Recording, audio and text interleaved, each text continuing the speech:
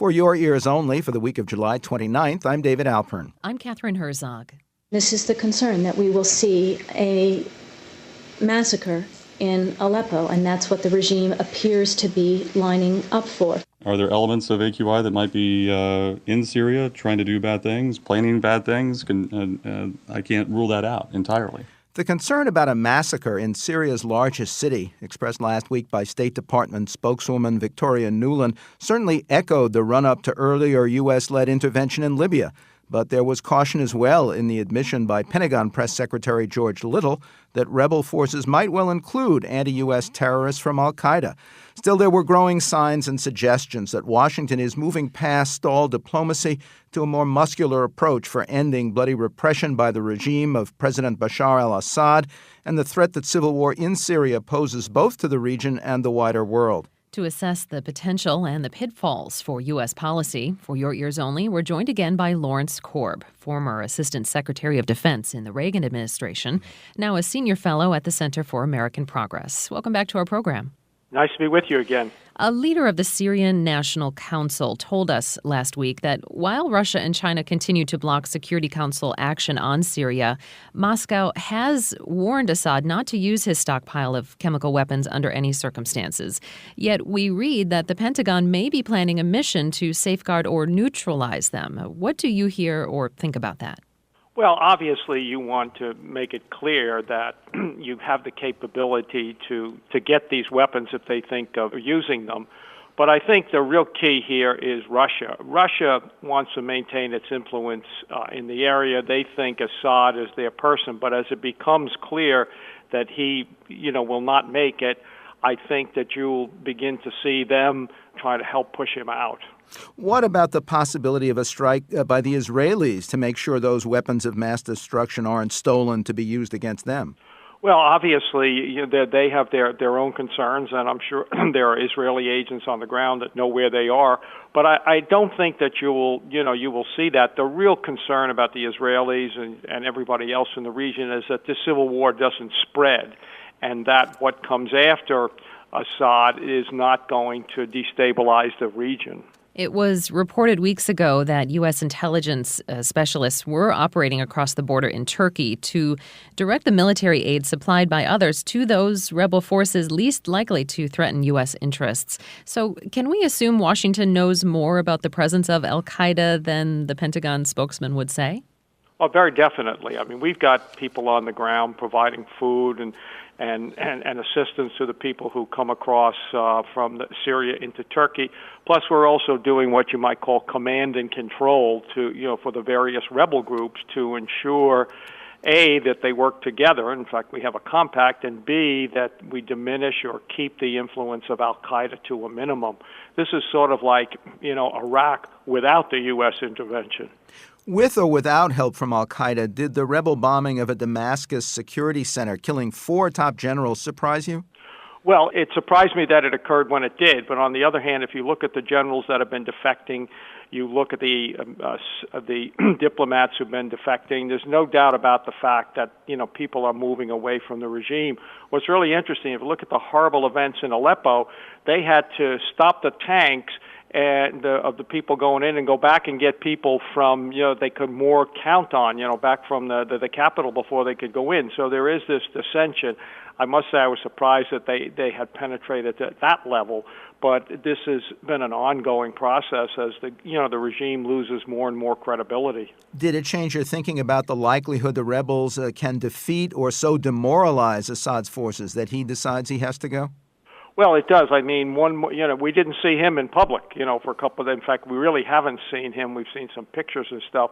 There's no doubt about the fact that he's hunkering down and doesn't know who he can trust. And of course, the Arab League came out this week and said, if you're ready to go, we'll give you safe passage. But if you hang on, you could end up like, Gaddafi or Mubarak.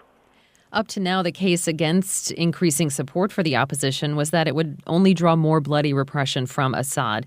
But do his escalating counterattacks since that Damascus bombing, especially on Aleppo with helicopters, tanks, and jets, make that argument moot, indicating without a doubt that a civil war is already underway? Well, there's no doubt there is a civil war underway, and there's no doubt that the Saudis and big countries like Qatar are providing equipment. And that's good for us because we don't want this to be seen as a Western involvement in a Muslim country.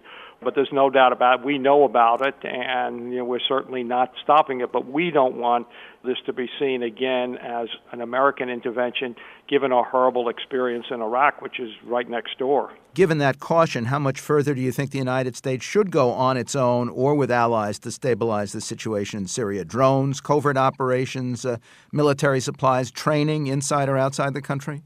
No, I think what we're doing right now is correct, providing command and control and getting the rebels to work together, because the real issue is what happens after. And I think that's really what we need to be concerned about. And this compact that we, got, we worked they endorsed, all the rebel groups endorsed a national compact.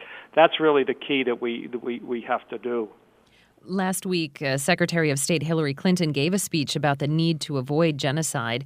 But what does paralysis of the Security Council on Syria say about its future role in such a mission? Can we expect more independent and multinational action outside the UN framework, led by NATO or other regional groups? No, I don't think you will. NATO does not have any appetite for getting involved here, and you got to remember that, unlike Libya, they have very sophisticated air defenses. Obviously, they're getting help from Iran and Russia. Where I think Secretary Clinton and Ambassador Rice made a mistake was publicly chastising Russia for vetoing it. Russia is going to be the key. We've got to work with them to get them to to see the light, and that did not help. But I think again the Russians recognize if they keep on hanging on to Assad to the bitter end and keep giving him supplies, they'll have no influence at all when he goes. I was interested last week in a series of stories that suggest shifting policy goals. There was a story that the United States' big drug problem now is not what's coming over the border from Mexico, but chemistry developed here in the United States. There were stories about the real threat is now not from the Middle East anymore, but from Africa. It looks like new goalposts are being set to move away from places or conflicts that have been kind of stalemated. Well, there's no doubt about that, and we have quite a robust presence in Africa. And in 2007, we set up an Africa Command. About a month ago, the Africa Command asked me to go to Uganda, and I went to Uganda, and they had a meeting of 37, African countries with the U.S. working together. There's no doubt about the fact that we're focusing an awful lot on that area. After, Joseph Kony and his Lord's Resistance Army, we know we have special forces in Uganda, and we found out, unfortunately, because of a tragic accident in a Jeep, that we had special forces in Mali. So, no, we're very, very much involved there. We're bankrolling the Ugandans and the Kenyans and Burundis in Somalia. Lawrence Korb is a former Assistant Secretary of Defense in the Reagan administration, now a senior fellow at the Center for American Progress. Here's a quote from the news. The bean counters did it. That was an anonymous senior American official admiring the backstage negotiations between Morgan Stanley veteran Thomas Nides, now a Deputy Secretary of State to Hillary Clinton, and Pakistan's Finance Minister Abdul Hafiz Sheikh, formerly of the World Bank. Their talks ended Islamabad's blockade of vital shipments to Allied forces in Afghanistan. Next, the movie and the murders. Batman, for your ears only.